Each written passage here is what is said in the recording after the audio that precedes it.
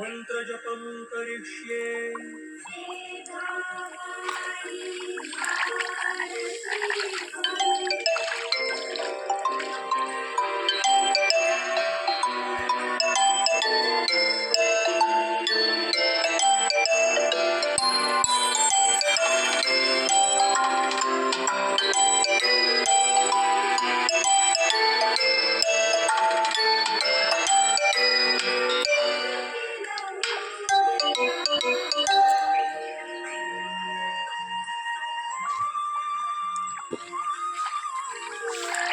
ओम श्री गणेशाय नमः गणेशाय नमः गणेशाय नमः विष्णु ओम विष्णु ओम विष्णु विष्णु को मोदी देखी माता ओम कृष्ण सत्य को विनायक की ओम श्री दुर्गाय नमः ओम श्री दुर्गाय नमः ओम श्री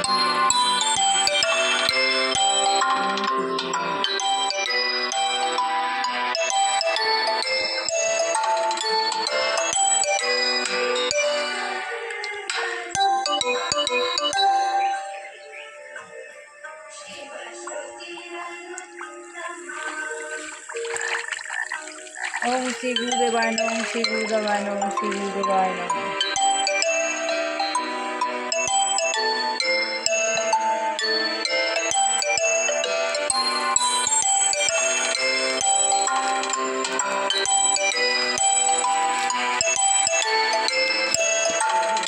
गुरु गीता गीता गुरु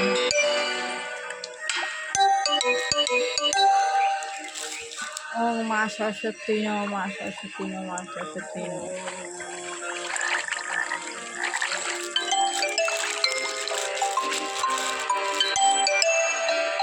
ओम श्री लक्ष्मी देवाय नमः लक्ष्मी देवाय नमः लक्ष्मी देवाय नमः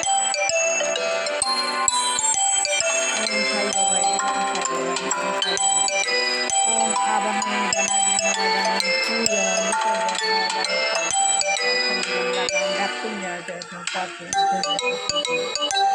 गुरु महागु विष्णु गुरु वासव गुरु ब्रह्म तस्मै श्री ओम श्री साई बाबाय नमः श्री साई बाबाय नमः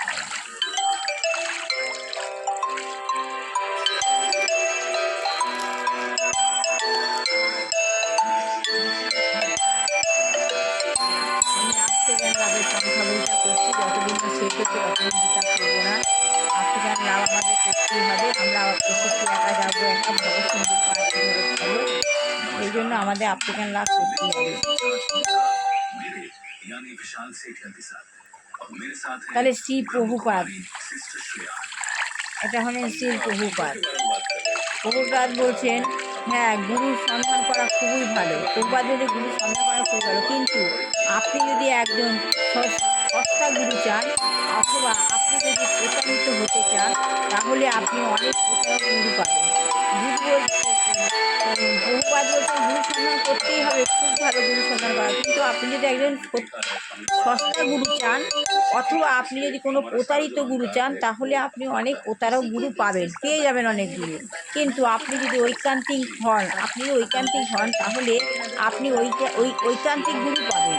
যেহেতু মানুষ সব কিছুই খুব সস্তায় পেতে চায়, তাই তারা প্রতারিত হচ্ছে। মানুষ সব সস্তায় পস্তা, মানুষ বলছেন যে প্রভুপাদ বলছেন যে আপনি যদি সস্তায় গুরু পেতে চান, তাহলে তাহলে আপনি প্রতারিত হচ্ছেন। আমরা আমাদের শিক্ষার্থীদের অবৈধ স্ত্রী সঙ্গ, মাংসাহার, জুয়া, পাশা ইত্যাদি খেলায় এবং মাদকদ্রব্য বর্জন করতে নির্দেশ দিই। প্রভুপাদ বলছেন আমরা শিক্ষার্থীরা কী করি? স্ত্রী সঙ্গ, মাংসাহার, জুয়া, পাশা খেলা, হ্যাঁ, এই মাদকদ্রব্য বর্জন করতে নির্দেশ দেন। যে এগুলো বাজে কাজ করবেন না।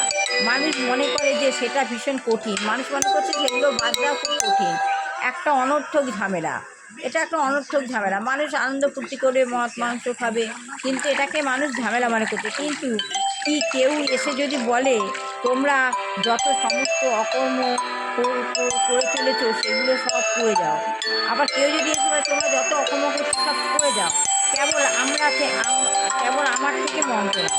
কেউ যদি বলে শুধু আমার কাছ থেকে মন্ত্র যা করছো করবে, আমার কাছ থেকে মন্ত্র নাও, তাহলে ভালো হবে না।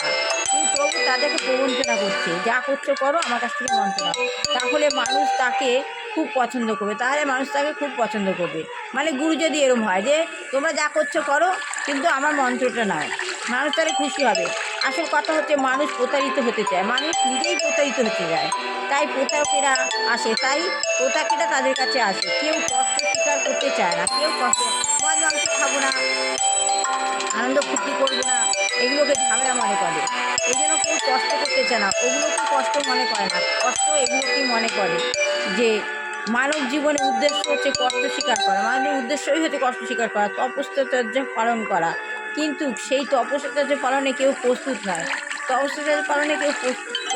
তাই প্রতারকেরা এসে বলে তপশ্চর্যার প্রয়োজন নেই, প্রতারকরা এসে বলে তপশ্চর্যা করতে হবে না, তোমরা যা ইচ্ছা তাই করে যাও, কেবল আমাকে কিছু টাকা দাও, তোমরা যা ইচ্ছা করো, আমাকে কিছু টাকা দাও, আমি তোমাকে, সে আসল গুরু নয়, আমি তোমাকে একটা মন্ত্র দেবো, আর 6 মাসের মধ্যে তুমি ভগবান হয়ে যাবে, 6 মাসের মধ্যে তুমি ভগবান হয়ে যাবে। এইসব হচ্ছে। আপনি যদি এইভাবে প্রতারিত হতে চান, তাহলে প্রতারকেরা আসবে। আপনি যদি প্রতারক হতে চান, তাহলে প্রতারকেরা আপনার কাছে আসবেই। তাহলে আপনাকে বুঝে নিতে হবে আসল গুরুকে। আসল গুরুই হয়, আসল গুরু কখনো প্রতারক হয় না। এই বলে আমি আমার আত্মজ্ঞান লাভের পন্থা বইটা পড়ে শেষ করলাম। ভালো লাগলে লাইক শেয়ার কমেন্ট অবশ্যই করবেন। আগামীকাল করবো। বুঝতে পারছেন, ভালো করে পড়াশোনা শিখুন। বিবাহ করে ছেলেমেয়ে, বিবাহ হোক, চাকরি হোক, ছেলেমেয়ে চাকরি হোক, যেসব হয় বিবাহচারী গৃহিণী রয়েছে, শুভ বোধ হোক, যদি না হয় তাকে করিয়ে দিই। আর যেসব ঘরে রোগাগ্রস্ত বৃদ্ধা বা কোনো যুবক যুবতী রোগগ্রস্ত রয়েছে, তাদের ভগবান মুক্তি দিক। এই বলে আমি শেষ করলাম। নমস্কার।